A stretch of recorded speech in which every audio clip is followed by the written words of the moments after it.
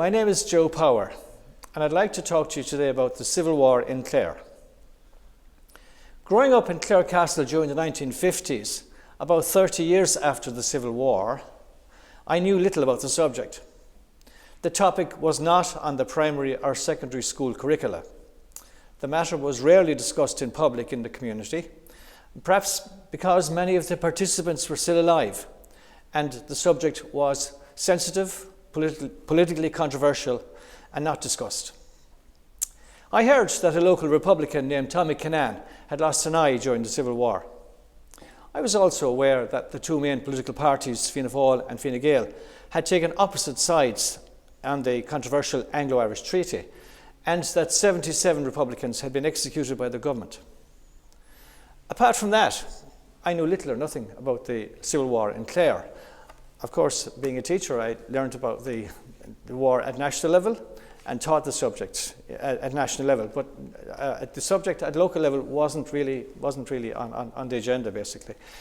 So I knew very little about the whole subject, and my interest in the subject followed naturally from my study of the War of Independence in Clare, which I published last year. And I'm amazed with what I've discovered in the past couple of years.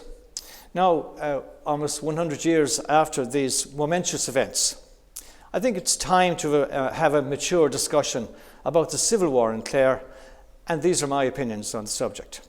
It was a halcyon summer in 1921, with glorious weather and euphoria following the truce on the 11th of July, after 2 years of terror during the War of Independence. De Valera, as President of the Irish Republic, met the British Prime Minister Lloyd George on 4 occasions in July, but surprised the nation when he refused to lead the delegation to Britain to negotiate a treaty.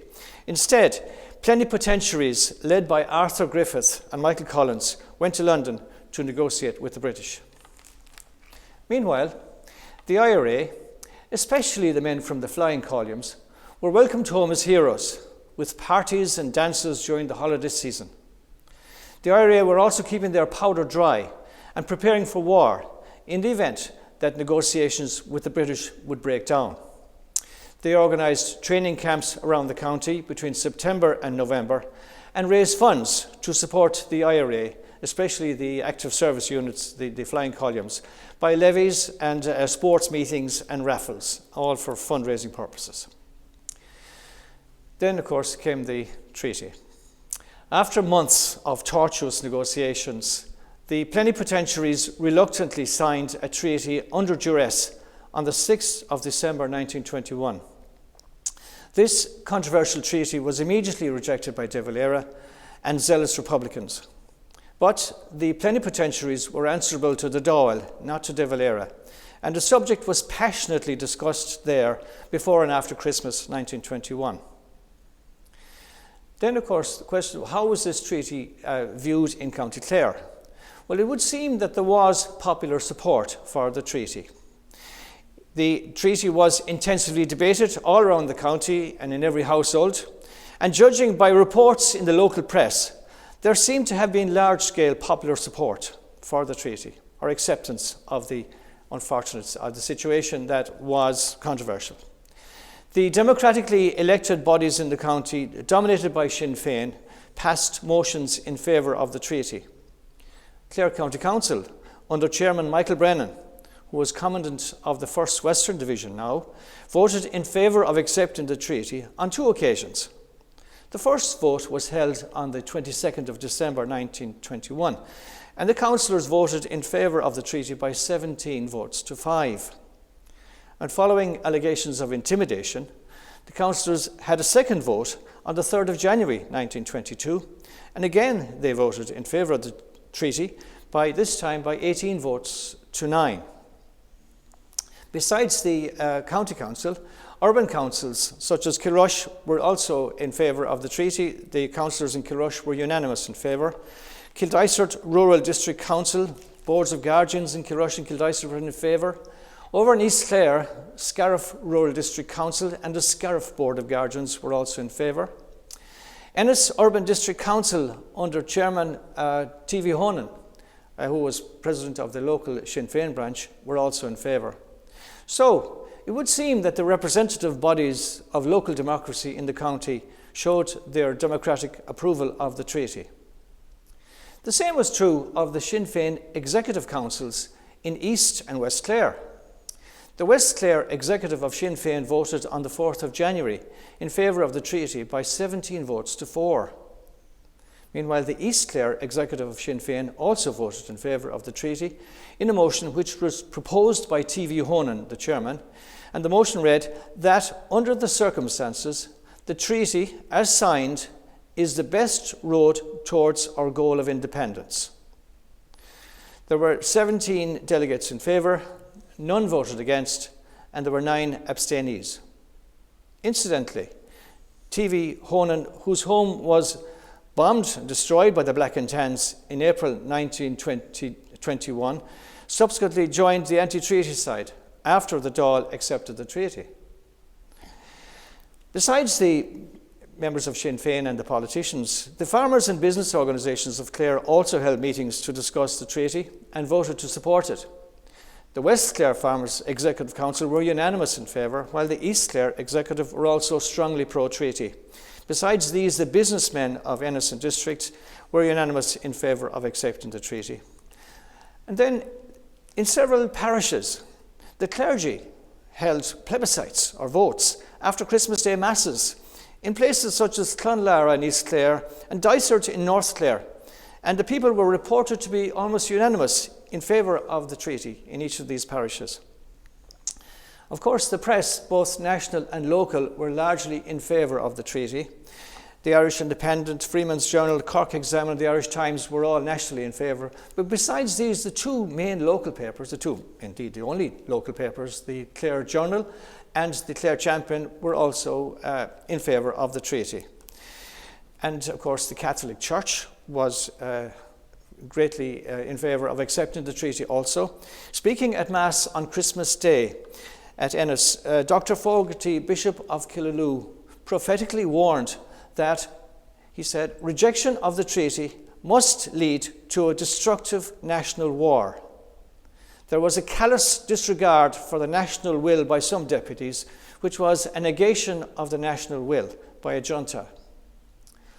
Perhaps because of the strong opposition from Bishop Fogarty, few clergy publicly identified with the Republicans in Clare, with only about 7 priests publicly supporting them in County Clare during the civil strife. Then came the Dáil vote on the treaty. After a passionate and bitter debate, the Dáil voted to accept the treaty on the 6th of January 1922 by 64 votes in favour to 57 against.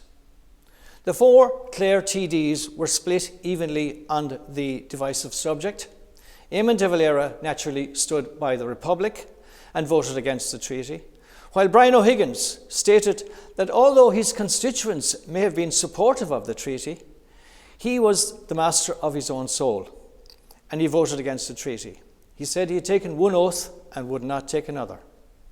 Sean Liddy, former commandant of the West Clare Brigade, and Patrick Brennan, who was former commandant of the Clare Brigade between 1917 and 1921, both voted in favour of the treaty. After the Dáil vote, President de Valera and his anti-treaty supporters walked out of the Dáil. And later, while canvassing for the 1922 election in June, he was reported as saying, with incendiary rhetoric, "We will have to wade through the blood of soldiers of the Irish government and perhaps the blood of members of the government in order to get Irish freedom."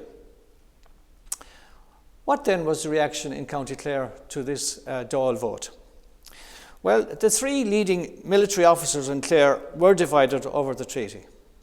Michael Brennan, former commandant of the East Clare Brigade and now commandant of the 1st Western Division, supported the treaty.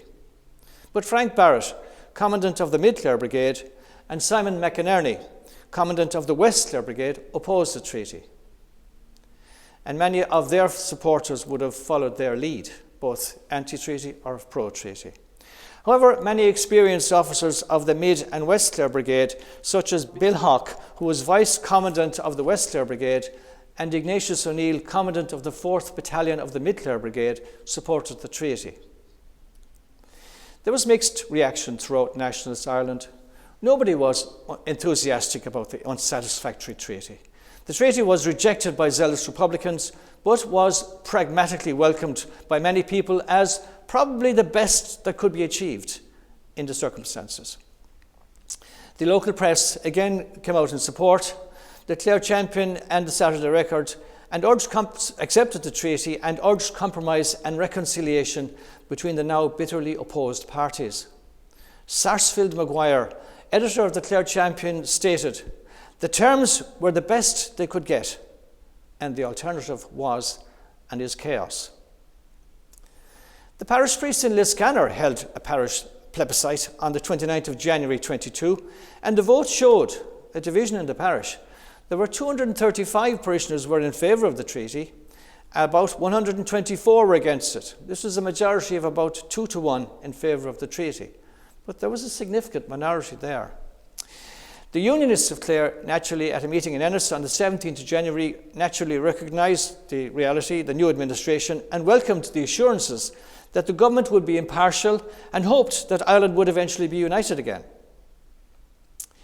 After the Dáil vote, the East Clare Sinn Féin executive again voted in favour of accepting the treaty by a large majority. But ominously, the West Clare executive of Sinn Féin, who had previously supported the treaty by 17 votes to 4, now rejected the treaty by 27 votes to 6.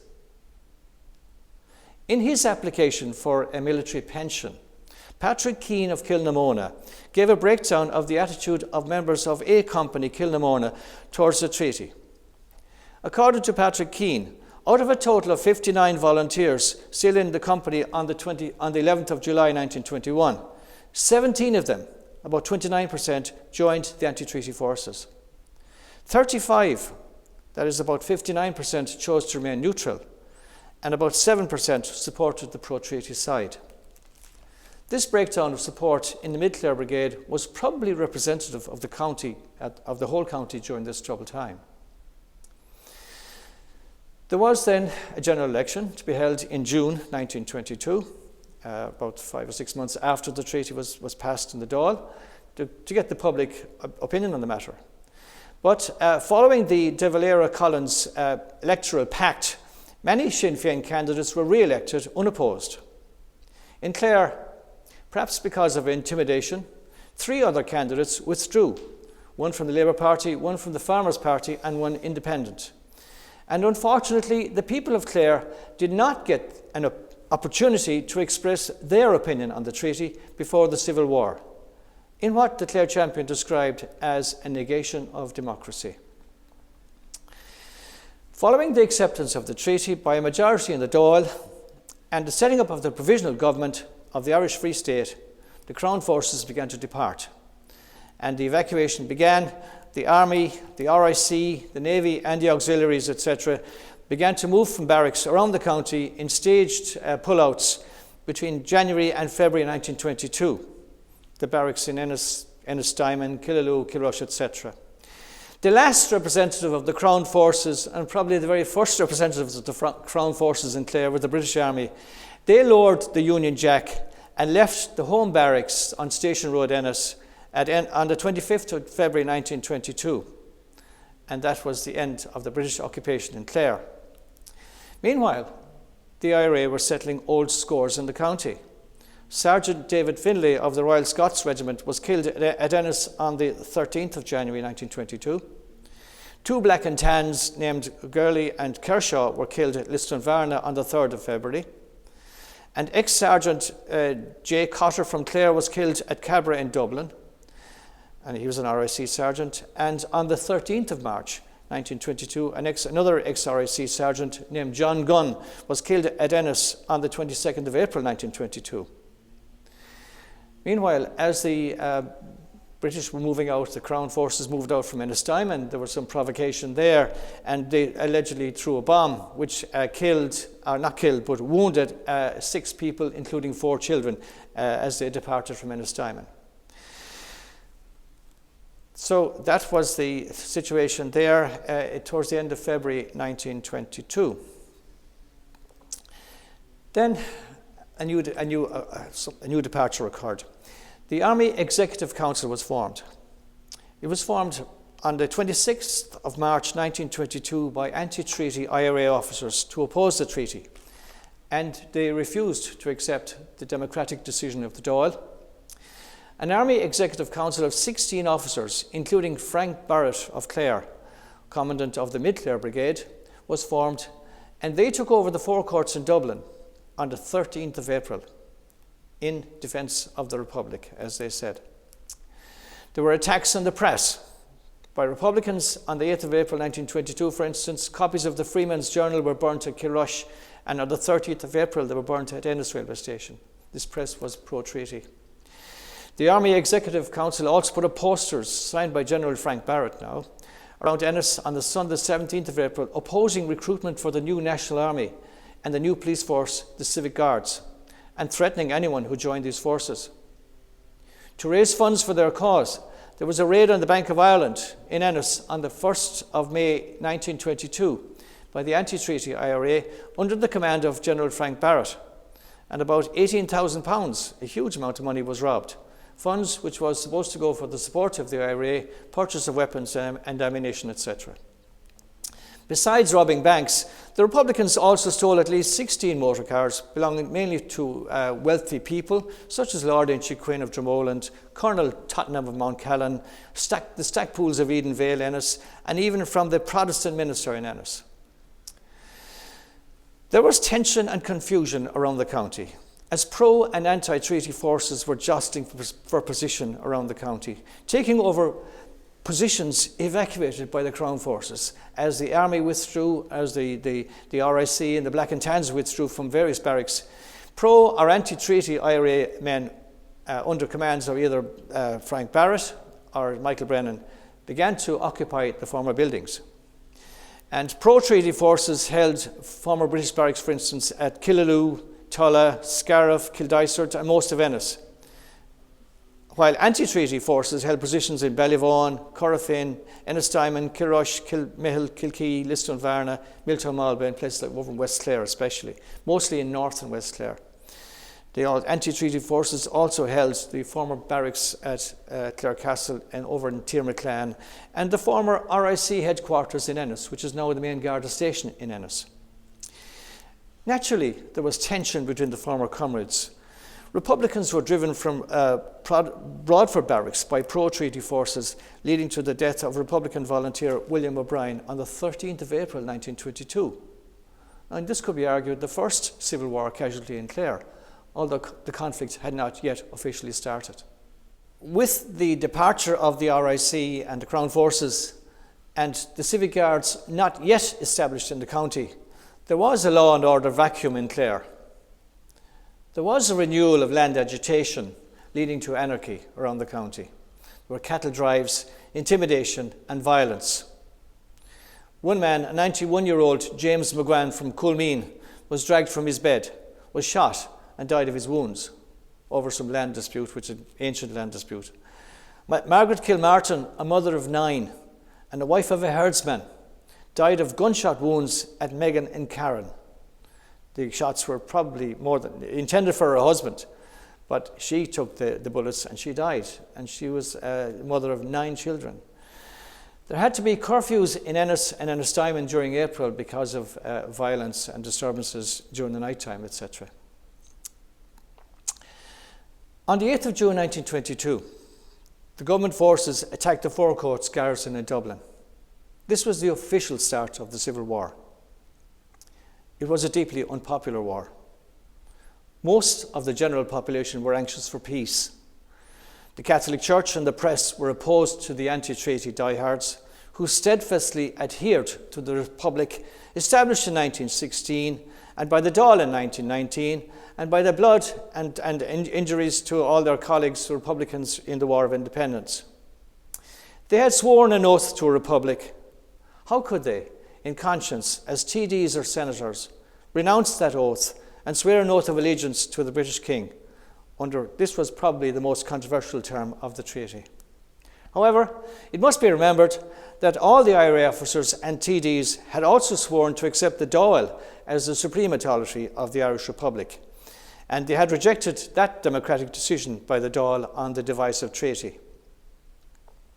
In the emotionally charged atmosphere over high principles and oaths to either an Irish Republic or to a British King, there was little room for compromise or moderation between the rival groups. Before the civil war in Clare began, I suppose, properly, there was a question of the situation at Limerick. And the Battle of Limerick began roughly between the 11th and the 20th of July 1922. Limerick was a very important strategic location, but it was held by anti-treaty forces under the command of Ernie O'Malley, the OC of the 2nd Southern Division. General Michael Brennan was ordered by Michael Collins, Commander-in-Chief of the Free State Forces, to move the 1st Western Division from Clare into Limerick in April 1922. This was a challenge and a provocation to the Republicans in Limerick. General Liam Lynch, now leader of the anti-treaty forces after the capture of the Four Courts, chose to negotiate with Michael Brennan rather than fight him. This was a tactical error, as the Republicans had military superiority at this time. Brennan was aware of his military weakness and kept talking to Lynch while awaiting reinforcements. Lynch was reluctant to fight, perhaps hoping that Brennan would join the Republicans. This did not happen, and when the government reinforces arrived on the 10th of July, the battle for Limerick began on the 11th, with victory for the government forces after about 9 days of struggle in Limerick, when the Republicans then withdrew their headquarters to Clonmel. This was a huge military success for the government. Then, of course, the 1st Western Division could now concentrate on County Clare. Having secured Limerick, they returned to County Clare, where, during the absence of the main government troops of the 1st Western Division, the Republicans had taken control of large parts of West Clare especially, the towns of Kilrush, Kilkee, Kilmihil and Kildysart, Milltown, etc. Naturally, there was a great deal of tension and anxiety in Clare during the standoff between the rival forces. Meanwhile, troops had come from Kerry by boat, and they arrived in Clare Castle. They'd come from Galway, and indeed later from Kilkenny by rail. And they replaced some of the 1st Western Division forces who had gone to Limerick at the early stage of the war. And they arrived anyway by, as I said, by boat and by train, and they quickly secured Ennis and Clare Castle in particular, and also the East Clare towns of Killaloe and other towns in villages in East Clare. Meanwhile, in Ennis, there was a great deal of tension between the rival forces because the Free State forces commanded, say, where the courthouse in Ennis is. They also had the building now occupied by the Coláiste Mhuire, and they also had the former clubhouse over the club bridge. I think it's now called the Rowan Tree Restaurant. So they had those three areas there secured. And the IRA Republican side were in the former RIC barracks, now the main Garda barracks. So they were almost surrounded on three sides by the Free State forces. So they wisely, having made a decision, first of all fortifying the place, then they wisely decided it was a bad place to defend. So they left the building on the 8th of July and then decided to burn it. And they moved then their arms and weaponry up towards Corofin Workhouse, and they moved their headquarters over to Edenvale House, which belonged to the Stackpool family at the time, and it's about a mile west of Ennis on the Kilrush Road. The government then, having secured Limerick, finally decided to move against the Republicans of Clare on or around the 22nd of July. And between that date and the end of the month, they drove the Republicans from the main towns such as Kildysart, captured on the 25th of July, where 2 Republicans were mortally wounded, Corofin, captured on the same date, and after which the Republicans burnt the workhouse there. Kilrush was captured on the 28th of July, and Kilkee was liberated by the government forces on the 30th of July. Commandant Simon McInerney, who was of the West Clare Brigade, was captured at Kilkee, as well as several other soldiers. Most of them fled to the hills. The towns of Kilrush and Kilkee had been controlled by Republicans for about a month, and the majority of people had been cut off from, let's say, by road and by rail. There was very little services. and of course tourism was badly affected in Kilkee as well. By the end of July anyway, all the main towns of Clare were in government hands. There was little resistance by the Republicans. The conventional phase of the war was over. It was an unequal struggle. Why did the government forces, the Free State forces, why did they win the conventional phase so easily against the Republicans in Clare? There were a number of reasons for this. It was, as I said, an unequal struggle. The government had overwhelming military strength and weaponry, mainly supplied by the British government, compared to the lightly armed but determined Republicans. And naturally, it was difficult for the anti-treaty forces to fire upon their former comrades, now in the new Free State Army.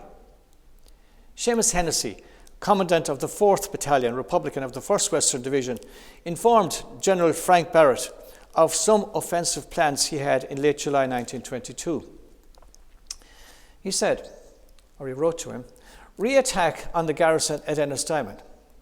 What we intended to do was to get another column with us and give them a decent walloping.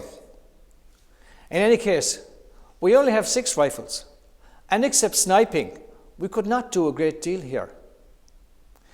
I had a small part of the active service unit of the 4th Battalion set up a position opposite a trench on the road from Ina to Ennistimon a few days ago. And just as a car came on the trench, Ignatius came off the car, so any of the men did not fire. As I will tell you the truth, they find it hard to fire upon Ignatius or Tosser." Now, Ignatius was Ignatius O'Neill, former commandant of the 4th Battalion Mid-Clare Brigade. And Tosser was John Joe Nealon, captain of the Ennistimon Company, both of whom had now joined the Free State forces and had been great soldiers during the War of Independence. And naturally enough, their former comrades found it hard to fire upon them. So that'll give you some idea of the difficulty of the war. They hadn't their heart in it to kill their own former comrades. Furthermore, it seems that most people in Clare did not support and in many areas were hostile to the Republicans. General Frank Barrett wrote to General Lynch on the 26th of July, "Our columns are experiencing considerable difficulty owing to the hostile attitudes of great numbers of the civil population. Spies are continually keeping the enemy informed of our movements." Barrett also reported that many of his best officers had been captured. Another source, Con Maloney, adjutant of the Republican forces, corresponded with General Lynch. He said practically the whole population of Meelick and Cratloe are reported as hostile to the Republicans. It was very hard to do anything effective there, as the people generally are hostile and convey intelligence to the enemy. These reports from Frank Barrett and Con Maloney to General Liam Lynch show how difficult it was for the Republicans to fight against the government forces in Clare. Even before the capture of the main towns by government forces towards the end of July, the anti-treaty forces started a guerrilla war campaign by disrupting communications, trenching roads, blowing up bridges, tearing up railway tracks, destroying signal boxes, cutting telephone and telegraph wires, and causing widespread disruption, as they had done in the War of Independence. There was also destruction of property by Republicans, especially former police barracks, army barracks, customs posts and other buildings, held and subsequently evacuated by them. There was significant brigandage, robberies of post offices and retail outlets, and commandeering of supplies. There were ambushes on government positions, and in response, of course, the government organised huge sweeps or roundups all over the county in which hundreds of Republicans were arrested. There were more than 20 ambushes by the Republicans on government forces in the county between July 22 and April 23, and during these, at least 4 Free State soldiers were killed. Law and order, of course, was in a vacuum, but the new civic guards were introduced, but they were opposed by Republicans, even though they were unarmed. On the 25th of September 1922, the first batch of 25 new civic guards came to Ennis. By the end of October 22, there were police stations in Kilrush, Broadford, Ennistimon, Killaloe, Dysart, Kilkee, Newmarket, Sixmilebridge and Tulla. And by October 23, after the Civil War ended, there were 39 barracks in the county with about 250 civic guards. By contrast, the old RSC had about 450 police and 67 barracks, etc. There was hostility to the guards in some places such as Tulla, Killaloe and Kildysart, O'Brien's Bridge, etc. Besides the new civic guards, the district justices were appointed, and they replaced the old resident magistrates. Mr. Justice Dermot Leeson was the first such judge, and he held the first district court in 6 Mile Bridge in 1922, late September, I think. Sadly, there was a sectarian act in the burning of the Church of Ireland Chapel at Spanish Point on the 14th of July 1922, about 2 weeks after the war started. Though the Republican leaders denied any involvement, it was widely attributed to Republican activists. Many other sectarian acts occurred around the county at this time, between April 22 and July 22, for instance, including the posting of letters in Kilrush during April warning all Protestants to leave within 12 hours, pulling down of the church bell along with the smashing of windows and doors of Lahinch Church, damage to Ennisdiamond Protestant Church, where the marble altar was smashed and the local Protestant schoolhouse was also damaged. The rectory at Ennisdiamond was burnt. The stained glass windows of Newquay Church were smashed, and Kildysart Rectory was also burnt. These sectarian attacks put a great deal of psychological stress upon the small Protestant community in Clare.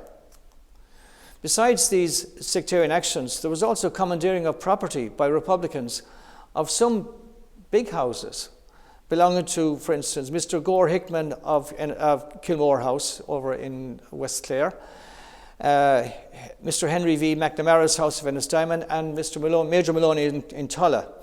They were told that their properties were to be confiscated to compensate the Catholics of the North who were being persecuted by Loyalists and Orangemen. This was clearly blatant sectarianism, as the 3 leading Unionists and Protestants of Clare were being punished as Unionists, Freemasons and Orangemen in response to sectarian pogroms against the Catholics of Ulster during 1922. In May 1923, Bishop Fogarty, in a powerful statement, condemned the mistreatment of Protestants in Clare and in the diocese. Their Protestant fellow countrymen were, I regret to have to say it, persecuted and dealt with in a coarse manner. As the war gradually faded away with the arrest and the conquering of most of the territory by the Free State forces, the government offered amnesty, and of course there was also the threat of executions. While cruel deeds were committed by both sides in the conflict, perhaps the most controversial and bitterly resented aspect of the Civil War was the government policy of executing men who were captured with arms. There were offers of amnesty by government to Republicans in October 22. This was followed by the introduction of draconian laws, including the death penalty for being found in possession of weapons. In October, the Catholic Church threatened excommunication on those who took military actions against the state. Dr. Fogarty, Bishop of Killaloe, said, "Any assault on the government is a sacrilege and an outrage upon the sacred altar of national freedom." Now, church and state were united against the Republicans.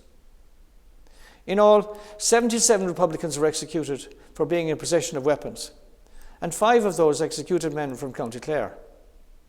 They were tried and found guilty by military courts. There was no appeal, and they were summarily executed. The first 2 Clare Republicans, Con McMahon and Patrick Hennessy from Clooney, were executed on the 23rd of January 1923 at Limerick Jail for allegedly being in possession of bullets after the destruction of Artsullis railway station in January, although they claimed to be innocent and said they were framed. Following the capture of General Liam Deasy and his appeal to the Republicans to call off their military campaign, the government offered a second amnesty on the 12th of February 1923. General Liam Lynch, Chief of the Republican forces, was killed in action on the 10th of April 1923, while Frank Barrett and other leading Republicans on the run were captured on the 11th of April 1923. General Frank Aiken now became Commander-in-Chief of the Republican forces. The Republican military struggle was fading and nearly over. On the 21st of April 1923, Private Stephen Canty of the National Army was killed in Ennis. He was the last government soldier to be killed in Clare during the Civil War. This death led to further controversial executions of 3 Ennis men. Firstly, of Patrick Mahoney on the 26th of April, and 6 days later, William Shaughnessy and Christopher Quinn were executed on the 2nd of May 2 days after the Republicans had called a ceasefire of their activities. This was really greatly resented. On the 30th of April, Frank Aiken had called a ceasefire of all operations by Republicans, and 2 days later, those two Ennis men, young men, were, I think 19 or so, were executed in the home barracks in Ennis, which is on Station Road. This execution of 5 Clare Republicans was highly controversial and left a bitter legacy, not just in Clare, but all over Ireland. Then there was a general election in August 1923. De Valera, who was in hiding for more than a year, was arrested while speaking at Ennis on the 15th of August. His arrest caused outrage, and several people, including Peg Barrett, sister of General Frank Barrett, were wounded by shots fired by the government troops during the arrest. The execution of 5 Clare Republicans and the arrest of De Valera may have spurred a huge electoral victory for the Republicans and Sinn Féin in Clare in August 1923. De Valera alone got 45% of the total vote in County Clare. Sinn Féin got 47.9%, while the Cumann na Gael support in total came to 29.7%. Farmers got 12.1%, and the Labour Party got about 10%. The anti-treaty Republicans may have lost the Civil War, the military struggle, but they won the general election, 1923 general election, the political struggle in Clare over the pro-treaty opponents. Then there were hunger strikes. By the end of April 1923, about 12,000 Republicans were held in internment camps and prisons around the country. Many of them, including hundreds of women, were held for more than a year. Frustrated at their continuing imprisonment, thousands of Republican prisoners went on hunger strike in jails all over the country in October 23, and their motto was "Release or Death." Frank Barrett led the strike in Mountjoy Jail. The hunger strike lasted for 25 days and collapsed nationally when hundreds, if indeed not thousands, of prisoners in various camps abandoned the strike. Most of the Republican prisoners were released by the end of 1923. It must be remembered that Republican women too were arrested and played their part in the campaign, and they too went on hunger strike. The vast majority of Cumann na Món supporters in Clare, and indeed Ireland, opposed the treaty, and while they may not have taken part in military battles, they provided valuable support for the Republican forces in logistics, accommodation, food and clothing, medical assistance, communications and propaganda.